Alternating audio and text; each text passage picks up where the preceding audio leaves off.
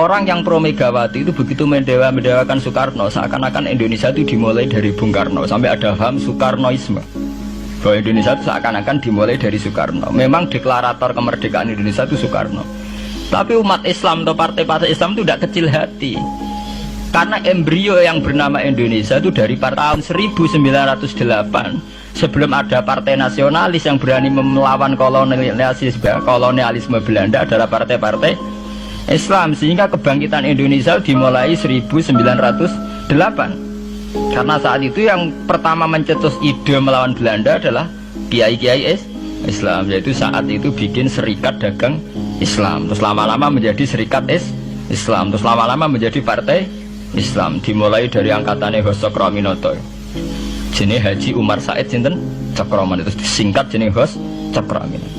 Jadi tidak bisa Indonesia itu meninggalkan partai Islam, karena dulu pertama pendiri era kepartaian niku malah partai-partai apa? Islam yang lahir di Solo, di Jogja. Bahkan sebelum ada negara yang bernama Indonesia, itu ada negara yang bernama Demak Bintoro, ada Demak Ngayogyakarta apa? Karto. Itu semua negeri apa? Islam. Ya paham. Sehingga secara kesejarahan kita tidak kalah sama tuanya Soekarnoisme atau partai PN. Dan sampai kan kita ini kan kayak dinabubukkan seakan-akan Indonesia itu dimulai dari Soekarno, sehingga nak wani Pak Karno itu koyo-koyo itu kita anti Indonesia. Ya kita tidak mungkin nggak menghormati Soekarno, beliau sebagai pahlawan besar kita hormati ya, tapi ya kebesaran Pak Karno demi bangsa Indonesia jangan kemudian direduksi, disederhanakan hanya melewati partai. Ya itu kan namanya pekerdilan. Tentu Pak Karno bikin negara ini ya untuk semua bangsa, bukan untuk PDIP saja, bukan untuk partai-partai marhainisme saja, juga bukan untuk partai-partai yang berfaham Soekarnoisme saja. Ya sama, tapi kita juga adil, sebagai kiai juga adil.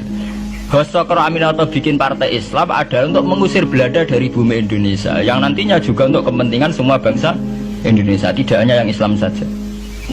Ya kita adil, sama-sama adil. Saat nasionalisme ya tidak mengurangi keagamaan, saat keagamaan tidak mengurangi nasionalis. Tapi itu tadi kemudian ini dikerdilkan secara politik. Di sawangannya nawas duet Pak Hasim Mega nasionalis religius itu sudah ditren. Angger duet senengane pasangan nasionalis sampai religius. Apa nak nasionalis terus wajib sholat? Apa nak religius terus gak wajib nasional?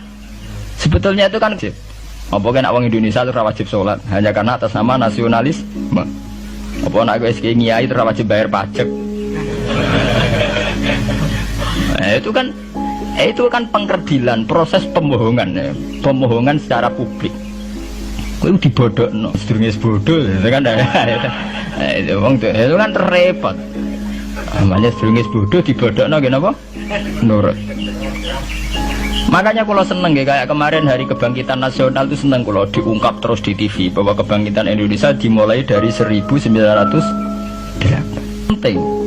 Pentingnya bahwa orang-orang yang sok Soekarnoisme biar tidak mereduksi Pak Karno hanya milik mereka sendiri, karena bangsa ini berdiri semenjak 1908. Dimulai dari gerakan Budi Utomo sampai Hos Cokroaminoto sampai macam-macam ya, serikat-serikat Islam. Tapi ini terungkap sausé tukaran. Jadi sebetulnya Presiden Gus Dur jadi presiden biasa karena Basim Asari berjuang sebelum tahun 45. Megawati biasa. Ya karena beliau berjuang lewat bapaknya, ya sama semuanya sah. Pak SBY juga sah karena keluarga militer. Apa meneh dekne mantune Sarwaedi sing ra roh sapa? Perjuangannya mertuane. Gak iso adol bapak ya adol mertuane. Pokoke sing dikena didol pokoke. Tapi artinya sama, kita secara sejarah itu sama. Kita sebagai santri juga tidak kalah sejarah.